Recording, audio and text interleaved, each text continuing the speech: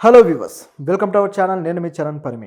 Kolkata case, ఆ అత్యాచార case ఏదైతే ఉందో దీంట్లో సందీప్ ఘోష్ ప్రిన్సిపాల్ ఉన్నారు కదా, ఈయనకు సంబంధించి సిబిఐ అనేక విషయాలు రాబట్టింది, పాలిగ్రాఫ్ టెస్ట్ కూడా చేసిందని చెప్పుకున్నాం. ఇవి నిన్న కోర్టులో సబ్మిట్ చేయడం జరిగింది. సో ఏమేమి సబ్మిట్ చేశారంటే ఆయన చేసిన అక్రమాల చిట్టా అనేది సబ్మిట్ చేశారు. ఆయన 1-2 కాదు, ఆయన చేసిన చాలా అక్రమాలు ఉన్నాయి. ఇప్పటిదాకా మనం ఏవైతే అనుమానాస్పదంగా భావిస్తున్నామో ఇవి కాక వేరేవి కూడా ఉన్నాయి. ఇది ఇక్కడ షాకింగ్ విషయం. ఇందులో ముఖ్యంగా తన వాచ్మెన్ భార్యతోటి ఆయన ఒక క్యాంటీన్కి సంబంధించిన ఏదైతే ఒక ప్రాజెక్ట్ ఉందో ఆ ప్రాజెక్ట్ అప్పచెప్పాడు. సో ఆవిడకి ఎందుకు ఇచ్చాడు, పైగా రిటర్న్గా అయిన డబ్బులు కూడా ఇచ్చాడు, అంటే రిఫండబుల్గా ఆశించకుండా కూడా. సో ఎందుకు ఇంత చేశాడనే డౌట్ అయితే ఒకటి వచ్చింది. సో ఏంటి వాచ్మెన్ తోటి అలాగే ఆయన భార్యతోటి ఆయనకున్న రిలేషన్స్ ఏంటి అనే డౌట్ ఉంది. దీంతోపాటు మరికొన్ని విషయాలు గమనించి చూస్తే మొదటగా వచ్చేసి ఆయన కొంతమంది సిబ్బందికి ఉద్యోగాలు ఇచ్చాడు. సందీప్ ఘోష్ ఆ హాస్పిటల్లో ఎవరైతే డాక్టర్స్ కాకుండా మిగతా సిబ్బంది ఉంటారో వాళ్ళకు ఉద్యోగాలు ఇచ్చిన దాంట్లో ఏమాత్రం ఆయన నిబంధనలు పాటించలేదు. ప్యానెల్ సిస్టమ్ అనేది ఒకటి ఉంటుంది ఇంటర్వ్యూలు చేయడం కోసం. సో ఆ ప్యానెల్ సిస్టమ్ని ఏమాత్రం ఆయన పెట్టకుండా, ఆ ప్యానెల్ సిస్టమ్కి ఆయన అధికారాలు ఇచ్చి ఇంటర్వ్యూలు ఇలాంటివి కాకుండా ఏం చేశాడంటే తనకు నచ్చిన వ్యక్తులకి ఇచ్చేశాడు. సో ఆ విధంగా అక్కడ ఉన్న వాళ్ళల్లో చాలామంది ఆయన అనుచరులు. కాబట్టి ఈ కేసుకు సంబంధించి ఈ కీలక ఆధారాలు దొరకించుకోవడానికి పోలీసులు ఇంత కష్టపడాల్సి వచ్చింది. చాలా ఆధారాలు వాళ్ళు మాఫీ చేయడానికి ట్రై చేశారు. కాబట్టే ఆ రినోవేషన్కి కూడా అప్లై చేసినప్పుడు ఏదైతే ఆ వాష్రూమ్ గోడ ఇవన్నీ ఉన్నాయో వాటిని కూడా ధ్వంసం చేయడానికి తన మనుషులే పంపించగలిగాడు. కాబట్టే ధ్వంసం చేశారు. సో ఈ టైప్లో ఆయన తన వ్యక్తులను అక్కడ పెట్టుకొని దందాలు సాగించడానికి ఉపయోగించుకుంటూ వెళ్ళాడు. ఇదొక యాంగిల్ అయితే, మరొకటి వచ్చేసి డాక్టర్స్కి సంబంధించి. ఈ డాక్టర్స్కి సంబంధించి కూడా ఈ డాక్టర్స్ ఉద్యోగాలు కూడా నిపుణులైన ఉద్యోగాలని ఇంటర్వ్యూలు చేసి వాళ్ళకి ఇవ్వకుండా పెద్దగా ఎక్స్పీరియన్స్ లేని జూనియర్ డాక్టర్లకు ఉద్యోగాలు ఇచ్చాడు. సో ఆ విధంగా ఎందుకు ఇచ్చాడు, ఇక్కడ ఎందుకు నిబంధనలు పాటించలేదు అని చెప్పేసి మరొక వార్త. అంటే ఈ విధంగా ఆయన ఎందుకు చేస్తున్నాడు. సో ఇదొకటైతే. మరొక అంశం అదేంటంటే ఈ ప్రిన్సిపల్ ఒక వాచ్మెన్ ఎవరైతే ఉన్నారో ఆ వాచ్మెన్ భార్య పేరు నర్గిస్. ఆవిడకి అక్కడ హాస్పిటల్లో ఉన్న క్యాంటీన్ కాంట్రాక్ట్ ఇచ్చారు. అసలు ఆవిడకి ఏ విధంగా క్యాంటీన్ కాంట్రాక్ట్ ఇచ్చారో, ఆవిడ ఏమైనా హోటల్ బిజినెస్లో ఉన్నారా, ఆవిడ ఏ విధంగా చేస్తారని చెప్పేసి, ఏ నిబంధనల ప్రకారం ఇచ్చారని చెప్పేసి ప్రశ్న వచ్చింది. దీంతోపాటు ఆవిడ ఏం చేశారంటే ఇంకా విచిత్రంగా దాన్ని మరొకరికి ఇవ్వడం జరిగింది. ఇషాన్ కేఫ్ అని చెప్పేసి మరొకరికి ఇస్తే వాళ్ళు దాన్ని రన్ చేస్తున్నారు. అంటే ఆవిడ యాక్చువల్గా తను మాట్లాడుకొని తను తీసుకున్నది లీజుకి వేరే వాళ్ళకి ఇచ్చి వాళ్ళ దగ్గర నుంచి డబ్బులు వసూలు చేసుకుంటుంది.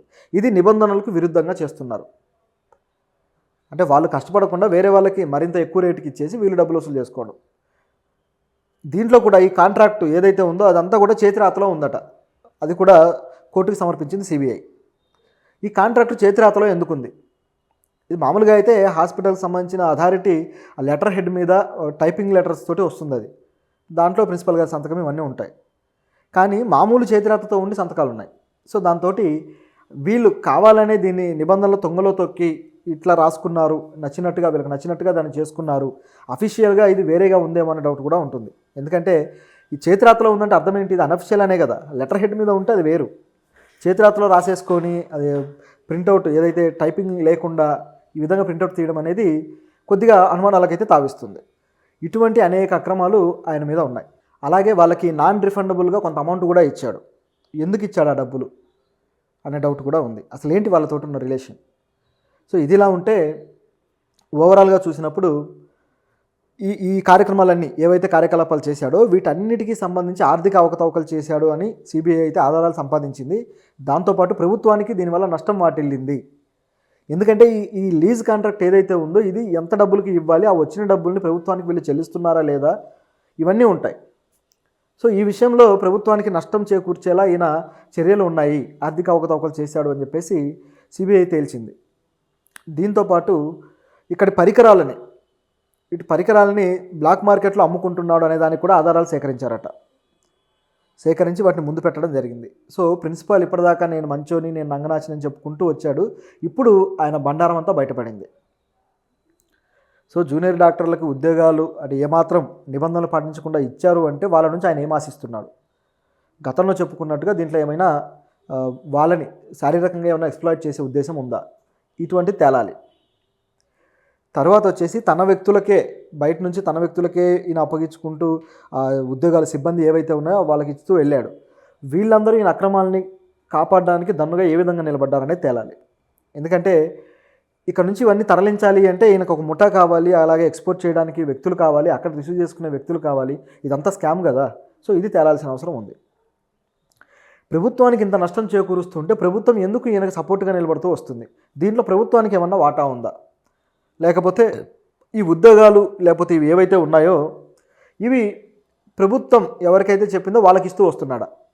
ఎందుకంటే ఎమ్మెల్యేలు, ఎంపీలు వీళ్ళ గ్యామ్లింగ్లు కూడా ఇలాగే ఉంటాయి. తమకు నచ్చిన వ్యక్తులకి ఏదో ఒక డిపార్ట్మెంట్లో నామినేటెడ్ పోస్టులు ఏవైనా ఉంటే వీళ్ళ చేతిలో 2-3 పోస్టులు పెట్టేసుకొని వెళ్ళి జాయిన్ అయిపోని చెప్తుంటారు. ఇక్కడ వాళ్ళు డబ్బులు వసూలు చేసుకుంటుంటారు. చాలా డిపార్ట్మెంట్స్లో ఉంది ఇది. ఒక శాఖ అని కాదు, ప్రతి శాఖలోనూ ఎమ్మెల్యేలు, ఎంపీలు, అలాగే కొంతమంది జిల్లా స్థాయి నాయకులు వీళ్ళ చేతిలో కొన్ని ఉద్యోగాలు పెట్టుకొని వాటిని డబ్బులకు అమ్ముకోవడం అనేది మన రాజకీయ వ్యవస్థలో అత్యంత దరిద్రమైన, దుర్మార్గమైన సిస్టమ్. ఇది బహిరంగంగా ఎవరు చెప్పడానికి ఇష్టపడరు, కానీ ఇది నిజం. సో ఈ పద్ధతిలో ఏమైనా జరిగిందా ఆ డాక్టర్ ఉద్యోగాలు తెచ్చుకున్న వాళ్ళ విషయంలో? ఇవి ఇందులో ఉన్న డౌట్స్. అయితే మరొక సంఘటనలో కూడా మనం చెప్పుకున్నాం. మరొక జూనియర్ డాక్టర్ వచ్చి ఆ బ్లడ్ స్పాట్స్ ఏవైతే ఉన్నాయో బ్లడ్ స్టెయిన్స్ తోటి ఆ వాష్రూమ్లో స్నానం చేయడము, ఆ తర్వాత దాన్ని కూల్ చేయడము, ఇదంతా మనం చెప్పుకున్నాం. సో ఇక్కడ కూడా ఆ జూనియర్ డాక్టర్కి ఈ డాక్టర్కి ఏమైనా లింక్ ఉందా? ఇది కూడా తేలాల్సి ఉంది. ఎందుకంటే ఎప్పుడు ఆ హాస్పిటల్లో కనిపించిన జూనియర్ డాక్టరు అప్పుడే వచ్చి ఆయన అక్కడ వాష్రూమ్లో స్నానం చేయడం ఏంటి, ఆ బ్లడ్ స్పాట్స్ ఏంటి, ఆ తర్వాత ఆయన మళ్ళీ కనిపించకుండా పోవడం ఏంటి? సో ఇవి డౌట్లు. ఆయన డాక్టర్ కాదా అంటే కొంతవరకు డాక్టర్ లాగే ఉంది. ఆయనతో జరిగిన కాన్వర్జేషన్ అవి నర్సు బయట పెట్టారు. సో చూస్తూ ఉంటే కొంతవరకు ఆయన డాక్టర్ అన్నట్టుగా అనిపిస్తూ ఉంది. కాకపోతే ఆ వ్యక్తి ఎవరు? ఆ వ్యక్తికి అసలు ఇక్కడికి ప్రవేశానికి ఎటువంటి అవకాశం దొరికింది?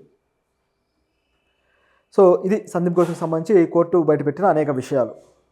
ఇప్పుడు ఆయన పీకకు గట్టిగా చుట్టుకుంది. కేవలం ఈ రేప్ కేసు అనే కాదు, రేప్ కేసు విషయంలో అయితే కేవలం గ్యాంగ్ మాత్రం కాదు, ఇది కేవలం ఒకే వ్యక్తి చేశాడు, సంజయ్ రాయ్ మాత్రమే చేశాడు ఈ రేప్ అనేది ఇక్కడ బయటకు వచ్చిన అంశం. మరి సంజయ్ రాయ్ మాత్రమే చేశాడని పోలీసులు చెప్పారు, సిబిఐ చెప్పింది, చివరికి అటాప్సీ రిపోర్ట్ కూడా చెబుతూ ఉంది. కోర్టు క్లియర్ అయింది. కాకపోతే ఆ రేపు జరిగిన రోజు రాత్రి ఈయన రాజీనామాలు చేసి పోవడాలు, తర్వాత వాళ్ళు కూలగొట్టడాలు, ఈ పనులన్నీ ఎందుకు చేశాడు సందీప్ ఘోష్ అని చెప్పేసి డౌట్ వస్తుంది. ఎందుకంటే ఆయన ప్రమేయమే లేనప్పుడు ఆయన ఎందుకు ఆ విధంగా డీల్ చేయాలి? సో ఇక్కడ మరిన్ని అంశాలు బయటికి రావాల్సినవి ఉన్నాయి. ఆయన ప్రమేయం ఈ విషయంలో కాకపోయినా మరొక విషయంలో ఆవిడ బాడీని మాయం చేయడానికి కానీ, లేకపోతే ఆవిడకి సంబంధించి జాగ్రత్త వహించడానికి ఎందుకు అతను చర్యలు తీసుకున్నాడు, ఇవన్నీ తెలియాల్సి ఉంది.